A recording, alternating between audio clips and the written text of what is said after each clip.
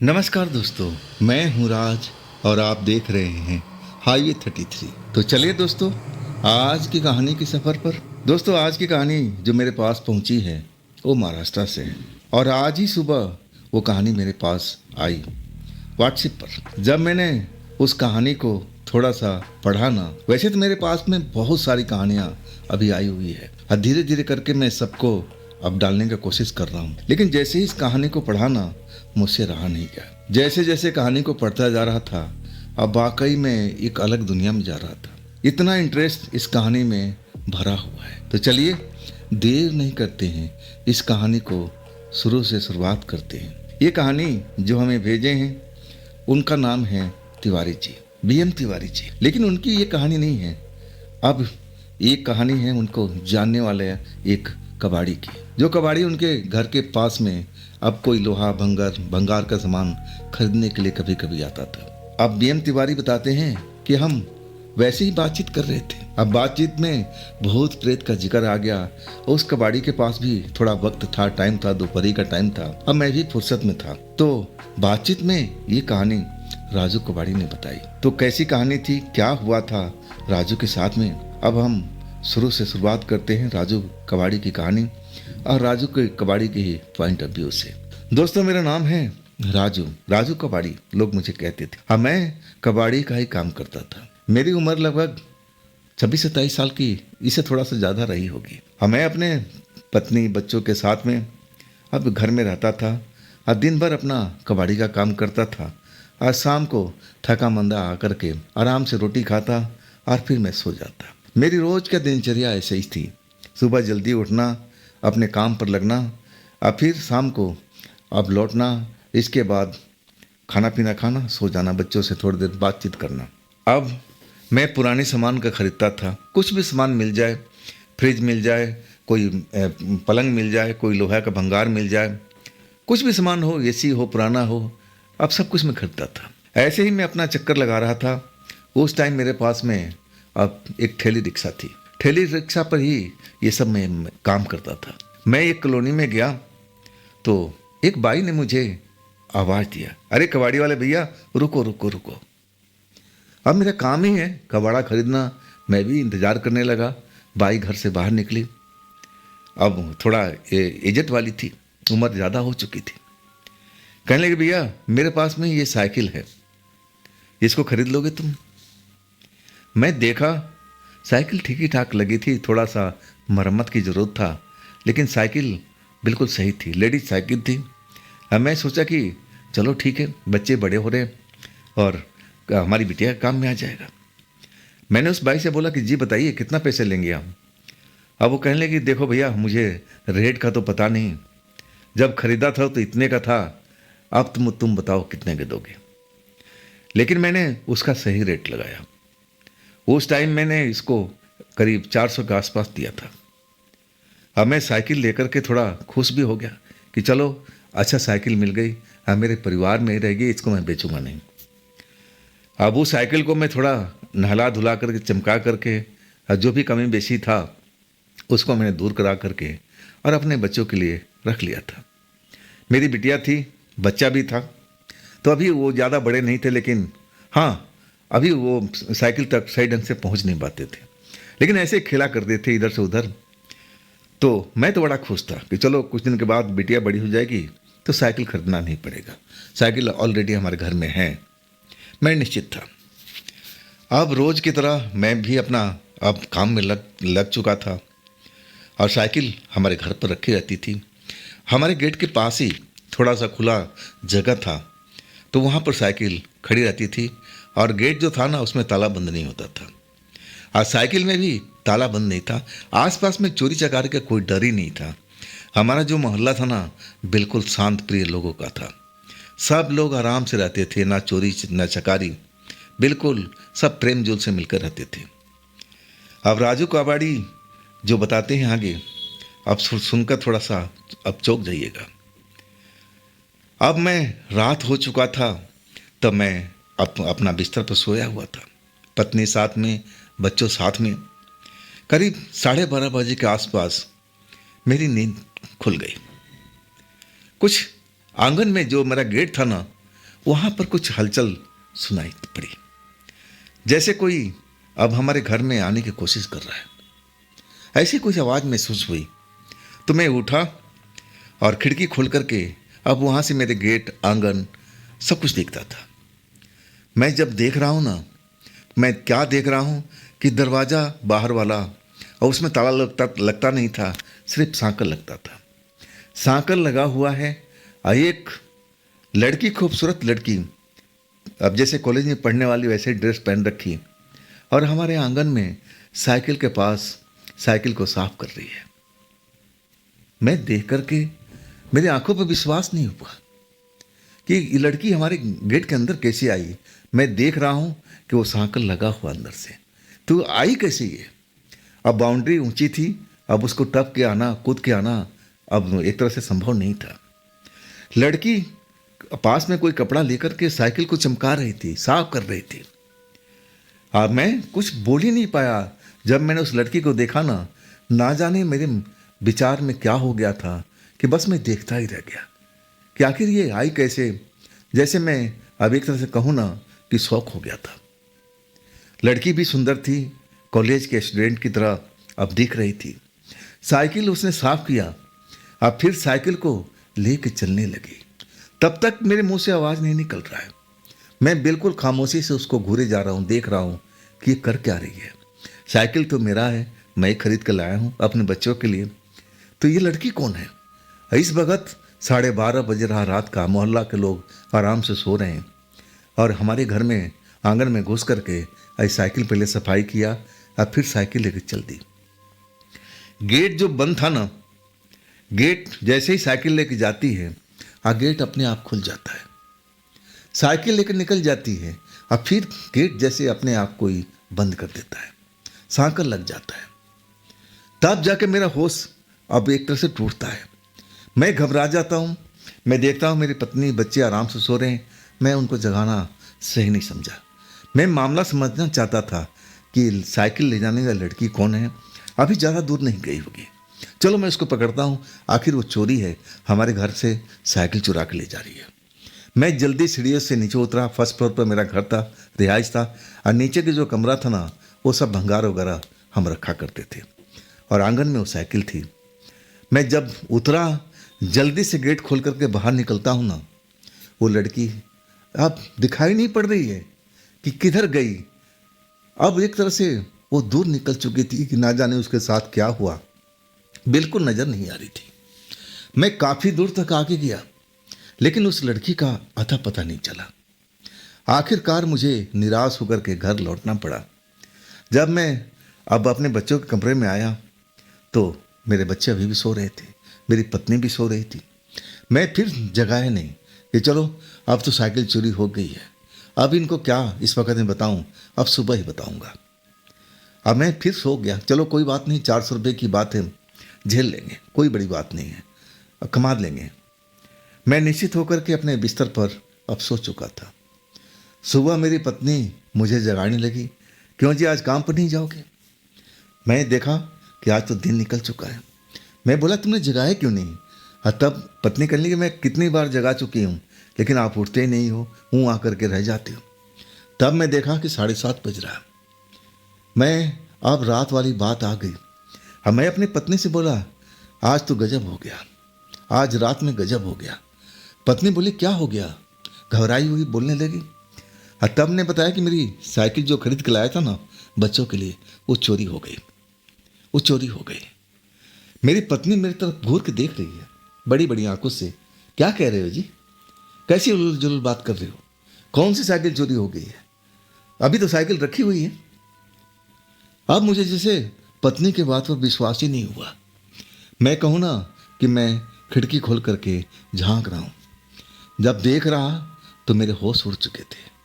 Cycle तो अपनी जगह पर रखी हुई थी, वैसे ही जैसे साफ साफ करके रखा हुआ, चमकती हुई। मेरे आंखों पर विश्वास नहीं हुआ। मैं सिर्फ अब एक तरह से दौड़ता हुआ नीचे गया, सीढ़ियों से उतर करके साइकिल को मैं छू करके एहसास किया कि हाँ ये तो है। तो फिर ये रात में कौन लेके गई थी वो लड़की, रात में ले गई या कब आ गई छोड़ गई, क्या मतलब भाई, कोई चोरी करने वाला ऐसा तो करता नहीं है। सही कहूँ ना, मुझे विश्वास नहीं हो रहा था कि मेरी साइकिल रात में चोरी हो गई थी। वो तो जहाँ था वहीं रखी हुई है। मुझे लगा कि मैं कोई सपना वगैरह देखा था, भयानक सपना। वो सपना ऐसा ही था जो मैं देख करके अब सच मान लिया।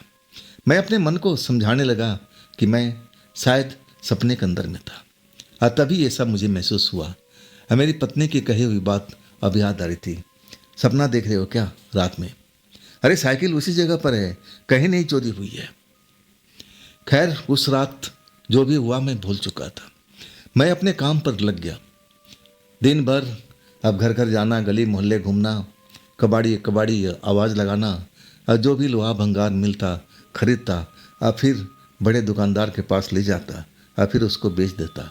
उसमें से जो प्रॉफिट होता, अब मैं अपना घर बार चलाता था। कुछ पैसा जोड़ने का कोशिश भी करता था कि बच्चे अब बड़े हो रहे हैं, अब आगे चल के पैसे की जरूरत पड़ेगी। अब रात आई। रात में भी मैं थका हुआ था। दिन भर अब घूमना, थक जाता है इंसान। आज जो हमारा काम था और थोड़ा मेहनत वाला भी था। खैर मैं सो चुका था। 12:30 बजा। अचानक वही आवाज़ सुनाई पड़ी, जैसे मेरे मेन गेट खुल गया है और आंगन में कोई है। मैं अब खिड़की खोल कर देखता हूँ। मैं देखता हूँ मेरे बच्चे पत्नी सब सो रही है। जब देखता हूँ तो कल वाला नजारा मुझे दिखाई दे रहा है। वही लड़की सेम ड्रेस में अब मेरी साइकिल को साफ कर रही है। साफ करके अब फिर वो साइकिल लेकर के चल पड़ी। गेट अपने आप खुल गया। वो बाहर निकली, गेट अपने आप बंद हो गया। वही कल वाला मेरी हालत हुआ था, कल वाली स्थिति मेरी हुई थी। अब मैं तो एकदम शौक में पड़ गया था।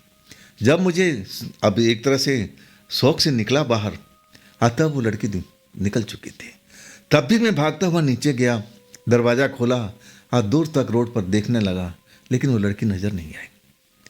फिर मैं सोच गया कि कल तो लड़की मैंने जो सपना देखा था शायद सपना होगा, लेकिन आज तो हकीकत है। वाकई में मैं ऊपर आकर के अपनी पत्नी को जगाया। अब बोला, देखो जो रात में मैं कल सपना देखा था, तुम्हारे कहे अनुसार वो सपना आज सच हो गया। मेरी साइकिल चोरी हो गई। अब मेरी पत्नी घबरा के उठती है, क्या बोल रही हो जी, क्या बोल रहे हो? ऐसे कैसे हो सकता है? हमारे गली मोहल्ले में कोई चोरी होता ही नहीं। ये नई बात कहाँ से हो गई? तब मैंने बोला कि देखो कहाँ है साइकिल। पत्नी खिड़की से झांक के देखती है, वो भी आश्चर्य में पड़ जाती है। कौन ले गया जी? तब मैंने बताया कि वही लड़की जो मैं कल देखा था, वही लड़की साइकिल को पहले साफ किया और फिर आराम से अपने आप दरवाज़ा खुला, और फिर वो चली गई और फिर दरवाज़ा ही बंद हो गया। मैंने उसका पीछा भी किया, लेकिन वो लड़की नज़र ही नहीं आई। अब सही मैंने पत्नी भी चिंतित होने लगी। अब मैंने कहा, छोड़ो ना, 400 रुपये की तो मामूली साइकिल है, अब भूल जाते हैं इसको, बात ख़त्म करते हैं। अब कल से हम अपना गेट में ताला लगा कर रहेंगे। अब भरोसा नहीं है, ये अब साइकिल चोरी हुई तो कल कुछ भी हो सकता है। अब हमने मन बना लिया था कि कल तो ताला जरूर लगाएंगे। अब मैं अपने पत्नी को समझाता हूँ कि चलो जो हो गया भूल जाते हैं, सोते हैं। दोनों हम सो जाते हैं। सुबह जल्दी पत्नी उठती है और झाड़ू वाड़ू लगाते हुए फर्स्ट फ्लोर से नीचे पहुँचती है, और तब वो वहीं से चिल्लाती है कि आ जाओ नीचे। जोर जोर से चिल्लाती है मेरा नाम लेके, राजू राजू आइए नीचे, आइए नीचे। मैं खिड़की से झांकता हूँ, अरे क्या हो गया, सुबह सुबह चिल्ला रही हो? कहती साइकिल तो यहाँ पर है।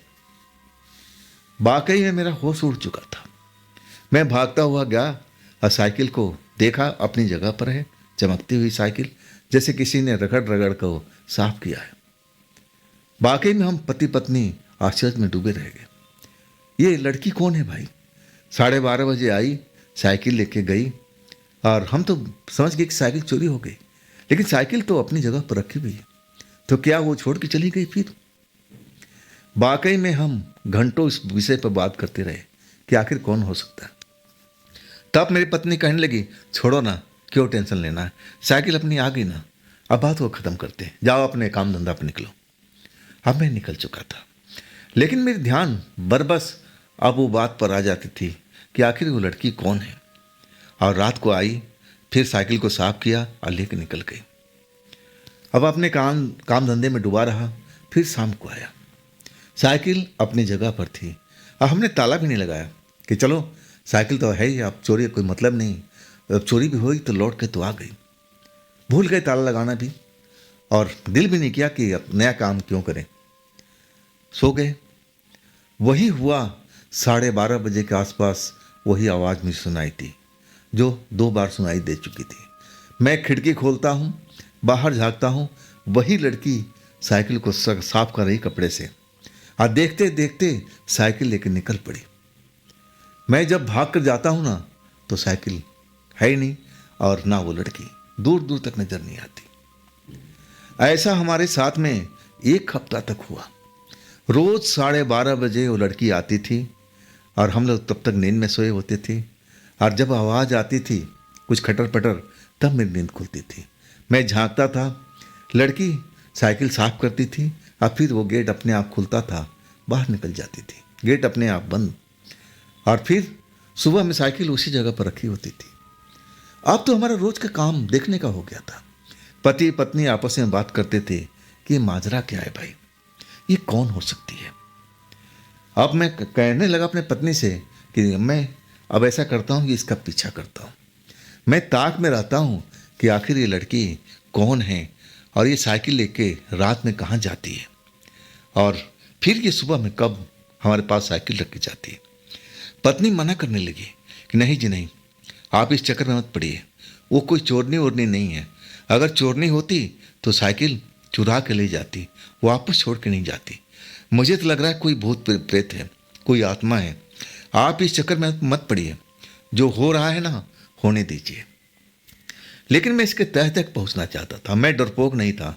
मेरी पत्नी मुझे जरूर डरा रही थी, और वो डरती भी थी भूत प्रेत से, लेकिन मैं नहीं भूत प्रेत से डरता था। मानता जरूर था कि हाँ, भूत प्रेत होते हैं, अब ये भी लोग होते हैं, इनकी भी दुनिया है, और मैं मानता भी था इनको। मैं पत्नी को समझाता रहा कि देखो, अब इस रहस्य का पर्दा उठाना पड़ेगा। आज रात मैं सोऊंगा नहीं, तुम अपना बच्चे लेकर के सो जाओ, अब मैं नीचे ही रहूंगा। मैं 12 बजे ही पहुंच जाऊंगा अपने कबाड़ा वाला गोदाम में, हाँ वहीं पर रुक करके मैं इंतज़ार करूंगा उस लड़की को। जैसी लड़की जाएगी ना, मैं उसका पीछा करूंगा। मैं अपनी साइकिल लेकर के और उसका पीछा करता हूँ, देखते हैं कहाँ वो लड़की जाती है। हाँ, मैं इस रहस्य पर्दा उठा करके रखूंगा। पत्नी मेरा बहुत अब मुझे मना कर रही थी कि नहीं राजू, आप ऐसा काम मत कीजिए, वो जरूर भूत प्रेत है, कोई आत्मा है, और आत्मा से अब ये झगड़ा मोल लेना ठीक नहीं होगा, उसके पीछे भागना सही नहीं है, नहीं तो वो अगर गुस्सा में आ गई तो कुछ भी कर सकती है। छोड़िए ना, साइकिल ले जाती है, रख जाती है, अब इसमें हमारा बिगड़ता क्या है, छोड़िए, इस बात को भूलते हैं, आप मत जाइए। लेकिन मैं उस रहस्य से पर्दा उठाना चाहता था। मैं जानना चाहता था कि आखिर वो लड़की खूबसूरत कॉलेज स्टूडेंट की तरह देखने वाली लड़की है कौन, माजरा क्या है, कहाँ लेके साइकिल जाती है, और सुबह में कब कितने बजे साइकिल हमारे घर पर रख जाती है। 12 बजे मैं बिल्कुल तैयार बैठा था कबाड़ वाले रूम में, ग्राउंड फ्लोर पर। साइकिल मेरी रेडी थी। वही 12:30 बजा, लड़की आई, साइकिल को कपड़े से साफ किया, और मैंने देखते देखते अपने आप दरवाज़ा खुला और साइकिल लेके बाहर निकल गई। और फिर वो दरवाज़ा बंद हो गया अपने आप, जैसे किसी ने बंद कर दिया। हाँ, तब मैं देर नहीं किया, मैं भी उसके पीछे पीछे निकल लिया था। दरवाज़ा खोला और बाहर से दरवाज़ा भेड़ ही दिया था। अब वो साइकिल देख वो चलाती हुई नजर आ रही थी, धीरे धीरे साइकिल चलाती हुई जा रही थी। अब मैं दूर से उसका पीछा कर रहा था। मैं अब एक तरह से उसको अब ऐसा पीछा कर रहा था कि वो मुझे देख ना पाए, ना आवाज़ सुन पाए साइकिल चलाते हुए, लेकिन मैं भरपूर नज़र रखे हुए था। वो चलते चलते साइकिल चलाते हुए एक पुराना तालाब पर पहुंची। वो पुराना तालाब बहुत ही पुराना था, राजा महाराजाओं का ज़माने का, और वहाँ पर लोग कहते थे कि भूत प्रेत का साया रात के टाइम मंडराता रहता है।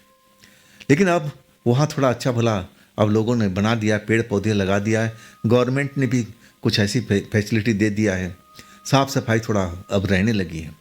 वहाँ बैठने के लिए बेंच वगैरह लगा दिया है, ताकि शाम को लोग उस तालाब के किनारे बैठ करके अब शाम का आनंद ले सके। लाइटें वाइटें सब लगी हुई थी, फूल वगैरह अब सब कुछ लगे थे, पौधे वगैरह, देखने में बड़ा अब खूबसूरत बन गया था। लेकिन पहले के लोग बताते थे कि आज भी वहाँ पर आत्माएं रात को घूमती रहती है। एक तरह से वो भूतहा तालाब था। वो लड़की उसी तालाब के रास्ते में मुड़ जाती है। मैं भी उसके पीछे पीछे उस तालाब तक पहुंच जाता। तालाब के पास में एक झाड़ है, झाड़ के पास में वो साइकिल अपना खड़ा कर देती है और मैं भी साइकिल स्टैंड पर लगा देता हूँ, झाड़ के पीछे, दूसरी झाड़ के पीछे, ताकि वो लड़की देख ना पाए। लड़की एक सीमेंट का जो बनाया गया था बेंच तालाब के किनारे, वहाँ पर बैठ जाती है, जैसे किसी का इंतजार कर रही हो। बार बार आसमान की तरफ देख रही है। आसमान में चांद निकला हुआ है और बादल कभी कभी आ रहे हैं, कभी थोड़ा सा चांद ढक जाता था और कुछ देर में चांद निकल जाता था। और वहाँ पर अब सफ़ेद रंग का रोशनी भी अब जलाई गई थी। पार्क जो था बना हुआ था तालाब के चारों साइड में। अब रात के देखने में बड़ा मनमोहक दृश्य था उस तालाब का, लेकिन था वो भूतहा। लोग बाग कहते थे। जब लड़की बैठ गई ना तो मुझे एहसास तक नहीं हुआ कि ये कोई भूतनी है, प्रेतनी है या फिर कोई आत्मा है। मैं अब बस यही समझ लिया कि लड़की हमारे घर के आसपास की रहने वाली है और उसके आसपास में कोई साइकिल नहीं है, इसलिए हमारा दरवाज़ा खुला रहता है। और रात को लड़की ले जाती है और शायद यहाँ पर किसी का इंतज़ार कर रही है। देखते हैं क्या होता है। कुछ देर इंतज़ार करने के बाद में दूसरी साइड से एक नवयुवक आता है और मैं देखता हूँ उस नवयुवक को। थोड़ा सा सांवला रंग होता है और उस लड़की के पास आकर के बैठ जाता है।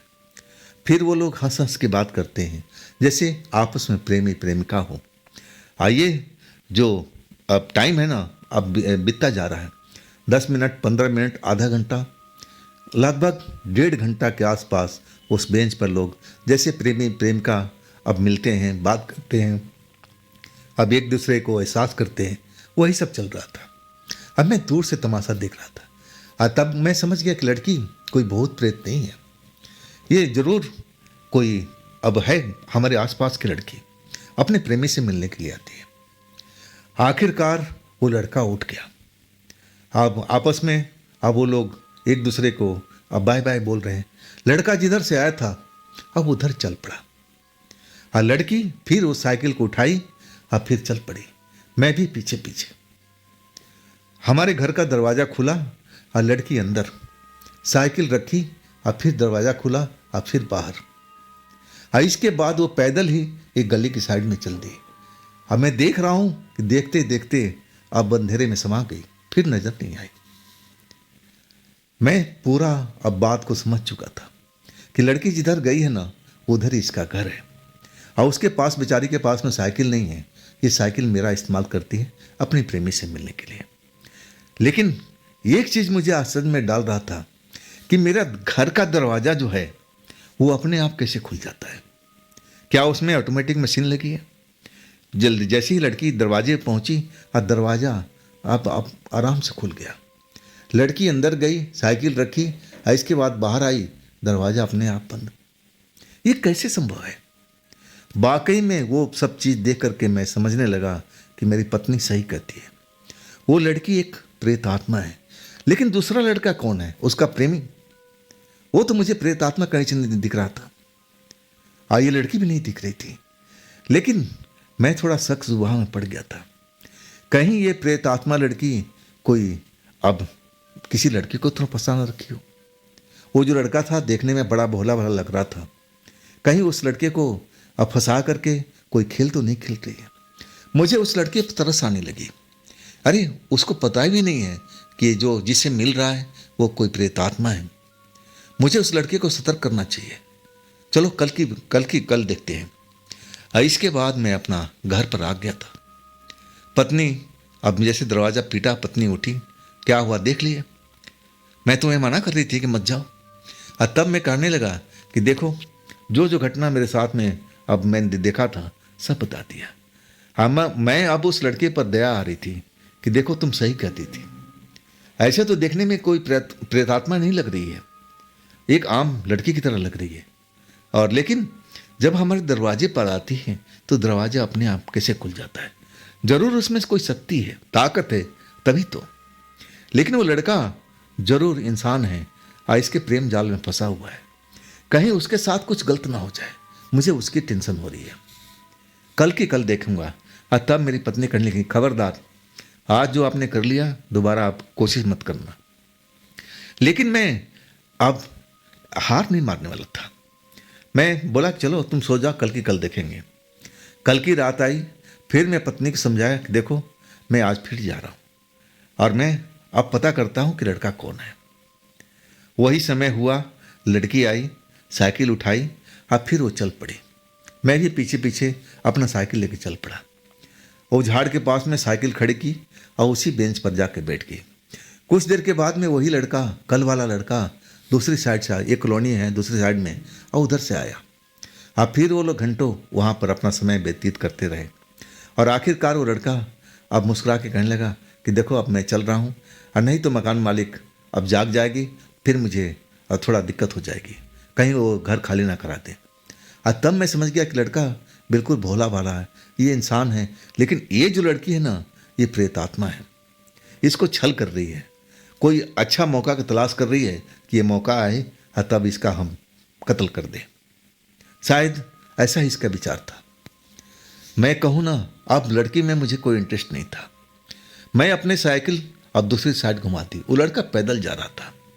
अब मैं आसानी से उसका पीछा कर रहा था। वो आगे आगे पैदल चलता जा रहा था। एक कॉलोनी आई और कॉलोनी में दूसरी गली में वो मुड़ चुका था। मैं दूर से ही अब नज़ारा देख रहा था। अब दूसरी गली में मुड़ करके और तीसरा घर पर जा करके खड़ा हो गया। इधर उधर देखने लगा।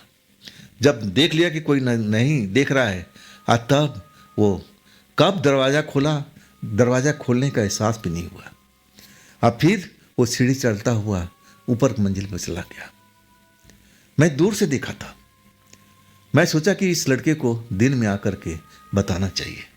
ये लड़का जरूर खतरे में घिरा हुआ है, कहीं वो प्रेतनी लड़की इसको कहीं मार न दे। बेचारा इंसान है और अभी तक ये खेल समझ नहीं पाया है। ऐसे किस्सा मैंने कुछ सुना था और तभी मुझे डाउट हुआ था कि मुझे इस लड़के को खबरदार करना चाहिए। इसका जीवन है ना संकट में है, इसके साथ कुछ भी हो सकता है। देखने में अब भोला भाला लड़का लगता है, ये तो काम मुझे करना ही पड़ेगा। लेकिन रात के समय मैं ये करने वाला नहीं था, ना उस घर में जाने वाला था। घर तो मैंने देख लिया था, पहचान भी लिया था। लेकिन चलो अब दिन के वक्त मैं किसी वक्त आऊँगा फेरी लगाने के लिए, 30 कॉलोनी में आऊँगा जरूर। हाँ, फिर इस लड़के से मुलाकात करूँगा और सब कुछ बताऊँगा जो मैंने देखा है, जो जो अब वो लड़की करती है। आखिरकार मैं अपने घर पर लौट आया था। अब मैं सोचने लगा कि अब करूँ क्या। पत्नी अब मुझ पर नाराज हो रही थी। आपको मैंने मना किया था ना कि मत जाओ। एक दिन आपने पीछा कर लिया तो आपको संतुष्टि नहीं मिली। बार बार उस लड़की का पीछा क्यों करते हो? अगर वो देख लिया, नाराज हो गई तो लेने के देने पड़ जाएगा। वो प्रेत आत्मा है, कुछ भी कर सकती है। आप देख रहे हो ना इसमें कितनी शक्ति है कि वो गेट पर आती ही गेट को अपने आप खुल जाता है। तो उसके अंदर में बहुत ताकत है। आप ऐसा काम मत करो। तब मैंने बोला कि ठीक है, मैं कुछ नहीं करूँगा ऐसा काम। मैं अपनी पत्नी को समझा दिया। खैर मैं अपना जो फेरी का काम करता था अब उसी में लग चुका था। अब एक कॉलोनी एक दिन निपटाता था, फिर दूसरी कॉलोनी, ऐसा करके मैं घूमता रहता था। अभी उस कॉलोनी का नंबर नहीं आया था जो लड़का मैं पीछा करते हुए गया था। आखिरकार दोपहर के टाइम मैं उस घर में गया। घर के बाहर, घर के अंदर नहीं गया। मैं पूरा देखा तो सीढ़ी एक बनी हुई थी। मतलब ये जो लड़का रहता है छत के ऊपर रहता है और जो भी है मकान मालिक ग्राउंड फ्लोर पर। अब इस लड़के का रास्ता अलग से बना हुआ था। आराम से मकान मालिक को बिना बताए आ भी सकता था, जा भी सकता था। खैर यहाँ तक मैंने देख लिया, लेकिन उस लड़के का हलचल मुझे महसूस नहीं हुई। अब मैं समझा कि शायद पढ़ने वाला लड़का है और दिन के टाइम में कहाँ मिलेगा। चलो किसी टाइम शाम को आते हैं या जल्दी सुबह में आएंगे और तब इससे बात करेंगे। और उस टाइम मेरे पास में कबाड़ भी ज़्यादा भरा हुआ था और मैं थोड़ा अभिचक रहा था। आखिरकार मैं लौट गया था कि चलो बाद में मिलते इस लड़के से। घर पर आया और मेरी पत्नी अब मुझसे बात कर रही थी कि देखो राजू, ये सारा फसाद की जड़ साइकिल है। जहाँ से तुम साइकिल खरीद के लाए हो ना, उसको साइकिल वापस कर दो। मैं नहीं चाहती कि मेरे घर में कोई फसाद हो, मेरे छोटे बच्चे हैं, कोई उन पर असर हो। मैं इन खेल में पढ़ना नहीं चाहती और तुम भी इन खेल में मत पढ़ो। जितना जल्दी हो सके ये साइकिल को तुम हटाओ, जहाँ से लाए हो अब उसको बेच दो, चाहे फ्री में दे दो, लेकिन इस घर में साइकिल बिल्कुल नहीं रहेगी। अब ये साइकिल हट जाएगी तो जो लड़की आती है वो भी नहीं आएगी, तो अब बवाल ही नहीं रहेगा, हम सुकून से रहेंगे। अब पत्नी जो हमारी थी, अब वो यही कह रही थी कि हम कुछ सुनना नहीं चाहते, हमारे बच्चों का घर है, कब तक हम डर डर के रहेंगे। इस साइकिल को हटाओ, जहाँ से तुम लाए हो अब इस साइकिल को वापस कर दो। खैर अब मेरे बस में कुछ था नहीं, अब पत्नी कह रही थी कि बिल्कुल अब इस साइकिल को हटा दो। आखिरकार मुझे मानना ही पड़ा। अब मुझे भी लगा कि हाँ, मेरी पत्नी सही कर रही है, अगर ये साइकिल यहाँ से हट जाएगी तो आत्मा लड़की हमारे घर में नहीं आएगी। अब मेरे मन में बहुत कुछ चल रहा था, लेकिन पत्नी जो थी ना, जीत पर अड़ी हुई थी। आखिरकार मुझे उसका कहना मानना पड़ा कि चलो मैं साइकिल ले जाता हूँ। अब जहाँ से साइकिल लेके आया था, मैं उस घर पे अब लेके गया अपनी रेडी पर रख करके। अब दोपहर का वक्त था। अब जिस औरत से मैं ये साइकिल खरीदा था, वो आंगन में ही अब कुछ काम कर रही थी। मैं उनको आवाज़ दिया, माता जी आ जाइए। तब वो कहने के कबाड़ कोई नहीं है, अब जब होगा तब मैं आपको आवाज़ दे दूंगी, अभी तो नहीं है बेटा। मैं कहने लगा जी कबाड़ की ज़रूरत नहीं है, ये साइकिल मैं वापस करने आया हूँ। वो चौंक गई, क्यों बेटा, तुम्हारे घर में अब बच्चे नहीं है क्या? आप नहीं है तो बेच देना इसको कबाड़ में। मैं कहने लगा माता जी आप देखो, ना तो मैं साइकिल को कहीं बेचूंगा ना अपने घर में रखूंगा, ये साइकिल आप ही रखिए। माता जी देख करके अब चौंक गई, बोलने लगी क्या बात है बेटा? मैंने कहा कि कोई बात नहीं माता जी, मैं अब कुछ नहीं बताया। अब मैं बोला कि आप पैसा देना है तो दीजिए, और ना देना है तो कोई बात नहीं, बाद में कबाड़ होगा तो आप दे दीजिएगा, मैं उसमें काट लूँगा। शायद उनके पास में उस वक्त में पैसे नहीं था। एक तरह से वो चौंकी हुई, अब आश्चर्य में पड़ी रही कि बात क्या है, कबाड़ी वाला साइकिल क्यों वापस कर गया। मैं कुछ बताया नहीं उसके बारे में। अब मैं चुपचाप साइकिल रख करके अपना रेडी उठाया और चल पड़ा। आखिरकार मेरे मन में कई तरह का सवाल अब लग रहा था कि अब क्या होगा, क्या वो लड़की हमारे घर पर आएगी, ढूंढेगी साइकिल को? वही हुआ जब रात के 12:30 बजे ना, तो मैं अपनी खिड़की पर देख रहा था। लड़की हमेशा की तरह आई, दरवाज़ा अपने आप खुला। जब अंदर आई ना तो चौंक गई, क्योंकि साइकिल वहाँ था ही नहीं। फिर वो अंदर के कमरे में गई जहाँ पर कबाड़ भरा हुआ था, और फिर वो वापस आ गई, इधर उधर साइकिल की तलाश करने लगी, और उसको लग गया कि हाँ अब साइकिल नहीं है। और तब वो बाहर निकलने लगी।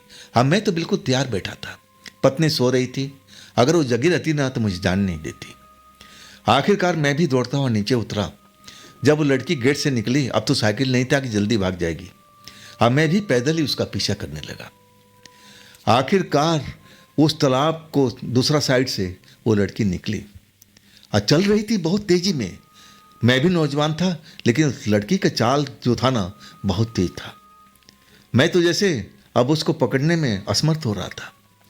आखिरकार उसी कॉलोनी में पहुंची जिस कॉलोनी में मैं साइकिल अब खरीदा था, फिर वापस देकर आया था, और उसी घर में पहुंची। तब मुझे बड़ा झटका लगा कि ये साइकिल ये आसानी से कैसे ढूंढ लिया, क्या इसको महक लग गई थी?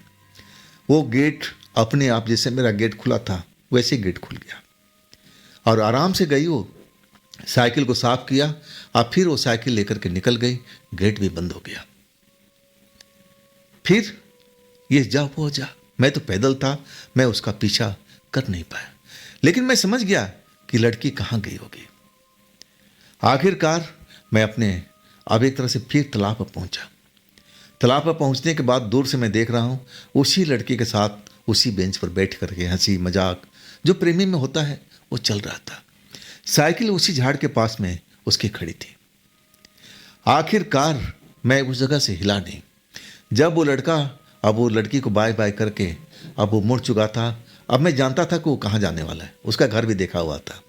नहीं चलो बेटा तुमसे तो बाद में मिलूंगा, लेकिन अभी लड़की कहाँ जाती है, मैं उसका पीछा करना है। लड़की फिर साइकिल उठाती है, अब एक तरह से साइकिल लेके चल पड़ती है। अब मैं दौड़ता हुआ जितना दम था पीछा करता हूँ। आखिरकार पीछा करते हुए और लड़की उसी गेट पर पहुँचती है।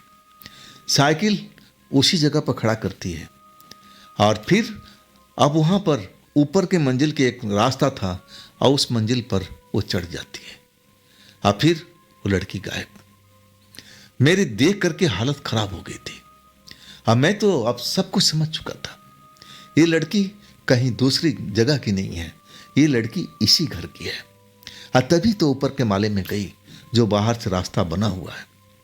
मकान मालिक आराम से सो रही है, उनको तो पता भी नहीं है कि उनके घर के बाहर क्या हो रहा है। तो आखिर लड़की है कौन? चलो इसका अब जानकारी हम लेंगे। अब मैं अपने घर में पहुंच गया था, आराम किया, पत्नी सो रही थी, उसको कुछ फिक्र नहीं है। आखिरकार मैं सुबह उठा, पत्नी मुझे जगा रही थी। अब मैं तो सारी रात सो नहीं पाया था। पत्नी कहने लगी काम पर नहीं जाना क्या? मैं बोला जाना है ना, लेकिन थोड़ा रुक करके, मुझे अभी सोने दो। अब मैं 10 बजे तक सोता रहा। इतना मैं सोता नहीं था, लेकिन रात की नींद तो पूरी करनी थी। अब फिर मैं तैयार होकर के अपना रेडी लेकर के निकल पड़ा था। मैं उसी साइकिल वाले की आंटी के पास पहुंचा। वो आंगन में थी, जो दरवाज़ा था, और कुछ सब्जी काट रही थी। मैंने उनको एक तरह से नमस्ते किया कि आंटी कैसी हो? बोली ठीक है बेटा, अभी तो कोई मेरे पास भंगार नहीं है। सुनो, अभी मेरे पास में पैसे भी नहीं है। तुम्हारे अंकल का पेंशन आएगा ना, तो मैं तुम्हें साइकिल का पैसा दे दूंगी। अब इतना तो काम चला लोगे ना। मैंने कहने लगा कि आंटी जी उसकी फिक्र छोड़ो, जब तुम्हारे पास में पैसा हो पैसा दे देना, और नहीं तो भंगार है तो भंगार दे देना। लेकिन मैं आपसे कुछ बात करने आया हूँ। वो कहने लगे हाँ बेटा अंदर ही आ जाओ, बैठो, मैं तुम्हारे लिए पानी लेके आती हूँ। अब गर्मी बढ़ी हुई है, दोपहर हुआ पड़ा है। और वो अंदर गई, पानी का गिलास लेकर आई, मैं पानी पिया। तब आंटी कहने लगी कि हाँ बेटा तुम कुछ पूछ रहे थे ना, पूछो। तब मैंने बोला कि आंटी जी आपके घर में कौन कौन है? तब बोली कि मैं हूँ और तेरे अंकल हैं। मैंने बोला आपका बेटा बेटी अगर वो सब नहीं है क्या? तब कहने लगी हाँ है ना, 2 बेटा है और वो लोग बाहर रहते हैं, बाहर दूसरे जगह पर काम करते हैं। अब इस घर में तो बस हम ही हैं और तेरा अंकल है। मैंने बोला आपकी बेटी? तब आंटी की आंखों में आंसू आ गया। मैंने पूछा आंटी क्या बात है, आप रोने लगी? तब आंटी कहने लगी कि बेटा अब मैं क्या बोलूँ, अब सुंदर मेरी बेटी थी। अब फिर वो कहानी स्टार्ट हो गई थी। अब मैं कहानी जब सुना ना तो वाकई दिल दहलाने वाला था, जैसे आंटी बता रही थी। मैं कहूँ ना कि मेरे आंखों से आंसू भी निकल आया था वो कहानी सुन करके। आंटी बता रही थी कि मेरी जो बिटिया थी ना, पढ़ने में बहुत तेज थी, बहुत ही स्मार्ट थी और कॉलेज में फर्स्ट ईयर में थी। और वो रोज की तरह नियमित कॉलेज जाती थी, एक भी अब कोई दिन नागा नहीं करती थी। और इसके बाद जो ऊपर वाला कमरा है उसका सोने का बैठने का सब कुछ ऊपर ही था। पढ़ाई में दिन रात लगी रहती थी, वो टॉपर बनना चाहती थी, उसका जो इच्छा था। लेकिन अब एक दिन जो शाम के लौटी ना तो उसकी आंखों में आंसू थे, आंखें लाल लाल भरा हुआ था। वो साइकिल वही लेके जाती थी, उसी के लिए हमने साइकिल खरीदा था। साइकिल उसी जगह पर खड़ा किया और तब मैं चौंक के पूछने लगी बेटा हुआ क्या, बात क्या हुआ, किसी से झगड़ा हुआ? और तब वो कहने लगी नहीं माँ ऐसी कोई बात नहीं है, झगड़ा वगड़ा नहीं हुआ है, लेकिन मेरे एक बेस्ट फ्रेंड का एक्सीडेंट में मौत हो गया है। अब मैं वो सदमा बर्दाश्त नहीं कर पा रही हूँ, क्योंकि ये मेरा सहपाठी था, एक साथ हम पढ़ाई करते थे। अब मैं कहूँ ना माँ मुझे एक सदमा सा लगा हुआ है। अब वो रोती बिलखती अपने कमरे में चली गई। माँ समझ गई कि फ्रेंड का मामला है और वो भी नज़दीकी। माँ अब एक तरह से समझाने बुझाने में लगी। आखिरकार वो शांत हुई। अब फिर वो खाना पीना, अब जो भी थोड़ा बहुत खिलाना था माँ का जो काम था वो उसने किया। अनमने भाव से उसने खाना खाया। अब माँ का कोई कहना टालती नहीं थी। अब फिर अपने जो कॉलेज था जाने लगी। अब ऐसा हफ्ता दिन तक चलता रहा, लेकिन वो खाना पीना जो था ना एक तरह से वो छोड़ चुकी थी, बहुत नाम मात्र का खाना खाती थी। एक रात जब दरवाज़ा उसका नहीं खुला सुबह में, तब माँ को चिंता हुआ। अब अपने हस्बैंड को बोलते हैं कि जाओ, माँ आंटी बोलती है कि जाओ जरा ऊपर देख के आओ। उस लड़की का नाम था संध्या। संध्या देखो अभी तक सो के नहीं उठी है क्या, लेट हो गया इसको, कॉलेज भी जाना है। तो अंकल पहुंचते हैं, दरवाज़ा बंद होता है। और फिर दरवाज़ा पीटते हैं तो संध्या उठती नहीं। हाँ, साइड का खिड़की खुला होता है। हाँ, जब खिड़की खोल के देखते हैं तो संध्या बेड पर पड़ी हुई है, अब बिल्कुल जैसे मर चुकी है। अब पड़ोसी उड़ोसी सबको बुलाया जाता है, दरवाज़ा तोड़ते हैं तो वाकई में उसकी मौत हो चुकी है। मौत कैसे हुई, क्या हुआ, कुछ पता ही नहीं चला। हॉस्पिटल में ले जाते हैं और तब डॉक्टर बोल देते हैं कि ये तो मरी हुई है, ना जाने कब की मरी हुई है। उसके साथ में क्या हादसा हुआ किसी को नहीं मालूम। खैर, इसके बाद अब ये कहानी बीतने के बाद में अब आंटी बताती है कि मेरा तो अब एक तरह से संसार ही लूट गया था। अब फिर मैं अब क्या बोलूं, बस अब इस घर में अब हमेशा की तरह हम आंटी और अंकल दो ही रह पाए थे। मेरे दो बेटे थे, वो अलग दूसरे शहर में रहते थे। घटना सुनने के बाद में आए अपने बहन के, लेकिन कुछ दिन रहने के बाद वो लोग भी चले गए। अब फिर मेरा दिल करने लगा कि घर खाली है और घर सूना भी लगता था कि घर को किराए पर दे दिया जाए, लेकिन उस घर में मेरी बिटिया की याद थी, हाँ, इसलिए मैंने उस घर को दिया नहीं। तो ये बेटे की कहानी। जब आंटी ने पूरी कहानी बताई ना तो मुझसे रहा नहीं गया, और तब मैं पूरी कहानी को अब दोहरा दिया कि देखो आंटी, आपकी जो बिटिया है ना, मैं मानता हूँ कि आत्मा बन चुकी है। अब मैंने उसको देखा भी है, अब वहाँ तक गया भी हूँ जिस लड़के के साथ में उसकी दोस्ती भी है। शायद वो लड़का अभी मरा नहीं है, जिंदा ही है, और वो कोई आत्मा नहीं है, वो एक भोला भाला लड़का है।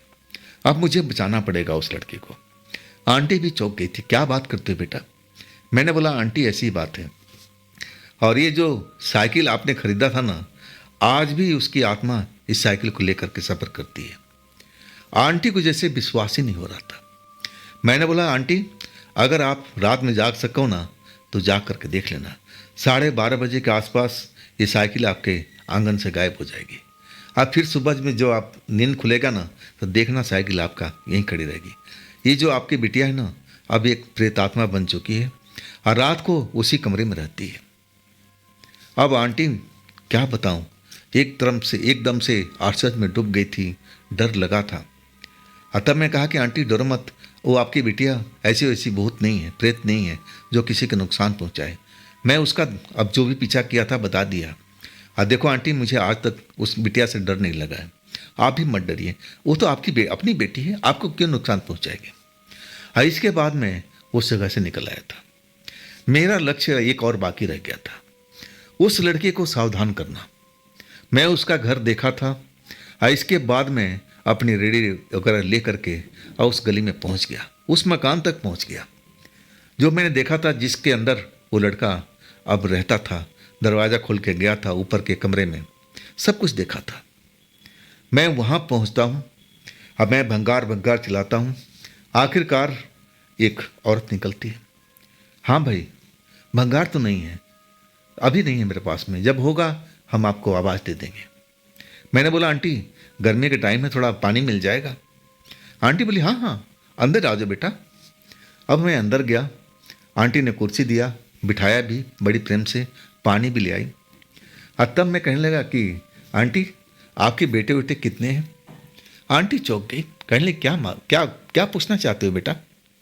मैंने कहा कि इतने बड़े घर में आप अकेले रहती हो आंटी। तब कहने लगी नहीं, मैं अकेले कहाँ हूँ, अब देखो तेरा अंकल भी है और तेरा भाई भी लोग भी हैं, लेकिन वो भी भाई लोग बाहर ही रहते हैं। अब वो गवर्नमेंट जॉब करते हैं, उनका सरकारी क्वार्टर मिला है और कभी कभी आते हैं। हाँ, इस घर में हम बूढ़ा बूढ़ी, अब जैसे वो आंटी रहा करती थी, अंकल आंटी, वो लोग भी ऐसे ही थे। अब इनका घर भी ऐसा था। मैंने बोला कि ये अंकल जो ऊपर वाला कमरा है वो किसके पास में है? आंटी चौंक के बोलने लगी, क्या मतलब है? मैंने बोला कि जो ऊपर का कमरा है, जो बाहर से दरवाज़ा है, आपने किराया पर दे रखा है क्या किसी को? बोले बेटा अभी तो नहीं दिया। हाँ, 2.5 साल पहले मैंने दिया था एक लड़के को, पढ़ने वाले लड़के को, लेकिन उसके बाद वो बोला था कुछ दिन के बाद मैं जा रहा हूँ गाँव, और उसके बाद वो लौट के नहीं आया। तब मैंने बोला कि अब आंटी आप विश्वास कीजिएगा। तब आंटी बोलने लगी, क्या बात है बेटा? मैंने बोला आंटी, जो मैं बताने जा रहा हूँ ना, कहीं आप अब देख लो, आप शायद संभल नहीं पाओगे। आंटी चौंक के देखने लगी। ऐसा बात क्या कर रहा है बेटा, साफ साफ पहेलियां मत बुझा। मैं अब जान चुका था कि खेल क्या चल रहा था।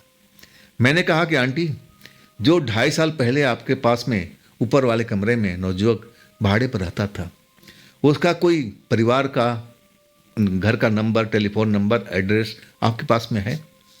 आंटी कहने लगी, हाँ बेटा, मेरे डायरी में लिखा हुआ है। हाँ, मैं उस नंबर पर काफ़ी दिन से संपर्क करने की कोशिश किया, लेकिन फ़ोन लग नहीं रहा था। अब आंटी एकदम चौकन्ना हो गई थी। ऐसा क्यों पूछ रहे हो बेटा तुम, बात क्या है? तब मैंने कहा कि आंटी, जो लड़का आपके पास में रहता था 2.5 साल पहले, मेरे को अनुमान है कि वो लड़का जिंदा नहीं है। क्योंकि मैं जो कल मैं देखा हूँ इस घर में, एक लड़का आपके कमरे में ये दरवाज़ा खोला रात के टाइम, और फिर वो छत पर चला गया, और फिर वो लौट के नहीं आया। तो मुझे तो लग रहा है कि आंटी, वो लड़का का मौत हो चुका है, और उसकी आत्मा आपके कमरे में आज भी किराएदार बन के रहती है। आंटी एकदम शौक में हो गई थी। कह ली, बेटा ये तुम्हें कैसे पता? और तब मैंने पूरी साइकिल वाली कहानी बताई कि देखिए, हमने एक कबाड़े में साइकिल खरीदी थी, और उसके बाद एक लड़की हमारे घर पर आने लगी। रात को 12:30 बजे वो साइकिल लेके जाती थी, और मैं उसका पीछा करते हुए पुराने तालाब पर पहुंच गया था, और तब वो लड़का आया था। मैंने उस लड़का का पीछा किया, और वो आपके घर के पास आया। दरवाज़ा खोला, बिल्कुल आवाज़ नहीं हुआ, और फिर वो ऊपर वाले कमरे में चला गया सीढ़ी चढ़ करके, और फिर वो लौटा नहीं। और तब मैं जाना कि वो लड़का मरा हुआ नहीं है, जिंदा है। लेकिन आज आपने जो बताया तो मुझे एहसास हो चुका है कि वो लड़का मर चुका है, और उसकी आत्मा आपके घर में रह रही है, आज भी किराएदार बन करके। आंटी को जैसे विश्वास ही नहीं हुआ, और कहने लगी, नहीं बेटा, ऐसा नहीं हो सकता है, ऐसा नहीं हो सकता है। मैं डायरी ला रही हूँ, और तुम फ़ोन मिलाओ, हम बात करना चाहते हैं उसके परिवार से। मैंने बोला कि डायरी लाओ आंटी, और देखना मेरी बात सही निकलेगी। थोड़ी देर में आंटी डायरी ढूंढ के लाई, और फिर फ़ोन भी लाई वो अपना। मैं उन्हीं के नंबर से वो नंबर डायल किया। 2-3 नंबर थे उनके परिवार का, एक नंबर लग गया, और वो नंबर एक औरत ने उठाई। मैंने बोला, आंटी आप बात करो, पूछो उस लड़की के बारे में, वो तो आपका किराएदार था। आंटी डरी हुई आवाज़ में कि बेटे, उसका नाम लेकर के, लड़के का नाम, कि हमारे यहाँ पर किराएदार था, वो कहाँ पर है, किस हालत में है। तब उधर से औरत के रोने की आवाज़ सुनाई देने लगी, और वो जो घटना बताई ना, और भी दुखद था। वो औरत बता रही थी कि देखो, 2.5 साल पहले ये आया था हमारे घर पर, मामा उसको बुला के ले गए अपने बाइक पर, स्कूटर पर, और मामी की तबीयत खराब थी, वो हॉस्पिटल में भर्ती थी, और वो कुछ काम से निकले हुए थे हॉस्पिटल से कोई दवा लेने के लिए। एक मोड़ था, और वहाँ पर एक ट्रक वाले से टकरा गए थे। दोनों लोग उसी जगह पर मर गए थे, मामा भी और भांजा भी। अब तो आंटी को भी समझ में आ गया था, और मैं तो अब लगभग मैं सब कुछ समझ चुका था कि लड़का जिंदा नहीं है। अगर जिंदा होता तो मुझे पता लग जाता, लेकिन जिस लड़के को मैं देखा था वो मरा हुआ था, लेकिन देखने में बिल्कुल जिंदा ही लग रहा था। आखिरकार आंटी को तब जाके विश्वास हुआ कि मैं जो बात बोल रहा था बिल्कुल पते वाली बात थी। अब मेरा जो पूरा जो फोकस था, अब एक तरह से अपने काम पर लगा दिया था। अब मेरा काम सफल भी हो चुका था। जो मैं ढूंढना चाहता था उस लड़की के बारे में, अब उसका भी मैं जानकारी ले चुका था, और लड़के का भी जानकारी ले चुका था। लेकिन ये दोनों ऐसे भूत प्रेत नहीं थे जो किसी का नुकसान पहुंचाए। वो रात के टाइम में उसी तालाब पर जाते थे, लोगों को ना किसी को नुकसान पहुंचाना, ना अपने मकान मालिक को, और ना वो लड़की अपने परिवार में किसी से कोई मतलब नहीं था। दोनों अब एक तरह से प्रेमी प्रेमिका तालाब के किनारे अब उसी बेंच पर बैठते थे, अपना समय पास करते थे, और फिर वो अपने घर और वो अपने घर। वाकई में ये जो मेरे सामने सब कुछ मैंने जो देखा था अपनी आंखों से, मैं कई रात तक सोचता रहा था कि देखो, मरने के बाद भी ऐसा प्रेमी है जो आज तक नहीं बिछड़े। और लोग बाग का कहना था, जो लोग बाद में, मैं तो उस चक्कर में पड़ा नहीं था, जो लोग बाद में उस तालाब के पास में गुजरते थे, और वो प्रेमी जोड़ा उसी सीमेंट के बेंच पर बैठे हुए दिखाई देता था। और ये सिलसिला काफ़ी दिनों तक चला, 8-10 साल तक। फिर वो जोड़ा अचानक गायब हो गया था और उसके बाद वो जोड़ा उस बेंच पर कभी भी बैठा हुआ दिखाई नहीं देता। तो दोस्तों ये थी आज की कहानी। ये कहानी आपको कैसी लगी कमेंट में ज़रूर बताइएगा। हाँ दोस्तों, अगर आपके पास भी ऐसी कोई घटना है, कहानी है जो आप मुझे बताना चाहते हो तो आप मुझे इंस्टाग्राम पर या मेरे व्हाट्सएप नंबर पर आप ज़रूर शेयर कीजिएगा। दोस्तों ये भी चैनल आप ही का है तो इसको भी अपना प्यार दीजिए, लाइक कीजिए। अगर आपने सब्सक्राइब नहीं किया है तो सब्सक्राइब भी कीजिए और अपने दोस्तों को शेयर ज़रूर कीजिएगा। अब फिर हम मिलते हैं एक नई कहानी, एक नई घटना के साथ में कल की रात इसी समय, इसी टाइम पर और इसी चैनल पर। आप लोग अपना ख्याल रखिएगा। नमस्कार।